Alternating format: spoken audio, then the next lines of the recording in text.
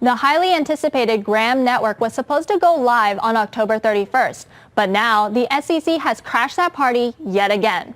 The SEC has formally instructed Telegram to halt its sales of its Graham token, saying that its subsidiary Ton Issuer failed to register an early sale of its $1.7 billion worth of tokens. It filed an emergency action on Friday and obtained temporary restraining orders against 2 offshore entities on the fact that Telegram violated the registration provisions of the Securities Act of 1933.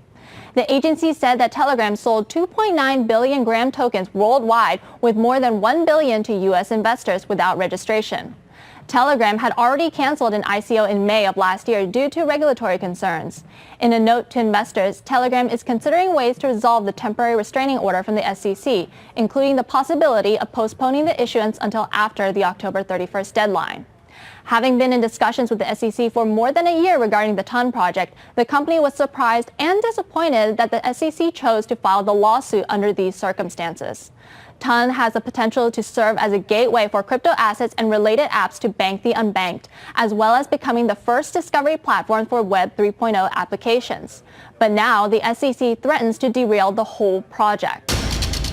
With more, we're happy to bring back Jeffrey Tucker and Todd Horwitz. So Jeff, let's start off here. Is Telegram even in violation of the Securities Act of 1933? Because Telegram had notified the SEC that both of its $850 million offerings were met under the Rule 506C, where these tokens were sold only to accredited investors. Therefore, the offering was not required to be registered with or qualified by the SEC. So what changed here?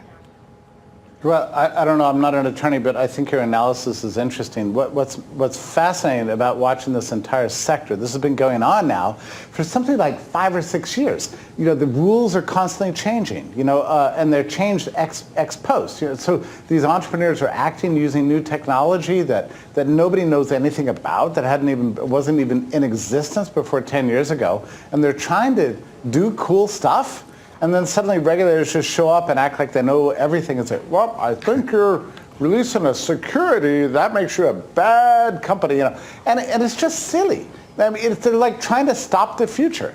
Blockchain is with us. We've seen how private currencies work. We've seen that these digital companies that exist, are global companies or information companies, can tokenize not to give a stake in their profitability, but to give kind of an ownership right in the protocol itself. It's a new category of investing.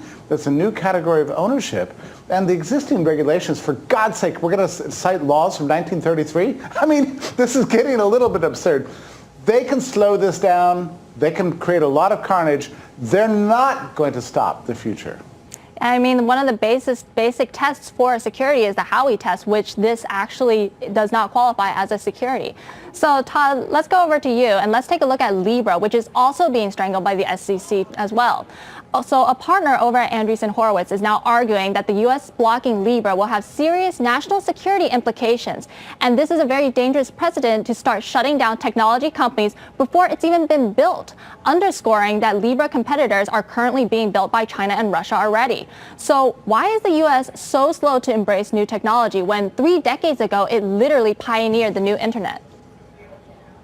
Well, I don't think it's really that it's against new technology. I think the biggest problem here, this is more of a relationship to the Federal Reserve and the free flow of currency and money. Because again, if the crypto space gets going, which is the whole idea behind it, you take out the central banks, you take out the manipulation of currency, you take out the devaluing of currency. So we end up now, because the Fed itself doesn't follow the guidelines that were set in 1913. So here we are now bringing out a new currency, which is why it's popular, especially among libertarians and people like that, because again, it's a free society that determines its own value 24 hours a day through price discovery, with nobody interfering in it. So the reason is you've got the SEC and the Fed trying to keep them away from getting started because they don't like the fact that we could actually replace the currency that's in place now, or the fiat currency system, which is the most manipulated system that there is anyways.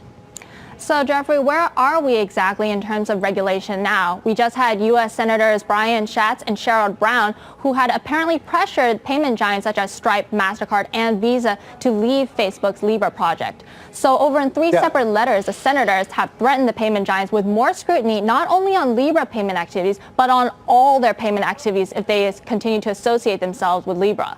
So following these letters, Visa, eBay, Stripe, and MasterCard all announced that they are now leaving the Libra Association. Telegram and Libra are both revolutionary crypto projects, and this is akin to killing Facebook or Twitter back in its own infancy. So isn't this very un-American? Yes, yes, in a word, yes, it is un-American. And it's even worse to describe. I mean, it's the regulators themselves that are targeting these companies that were in cooperation with Facebook on Libra. And it's been very interesting. I've detected over the last 6 months or something like that, like an intensification of this oversight.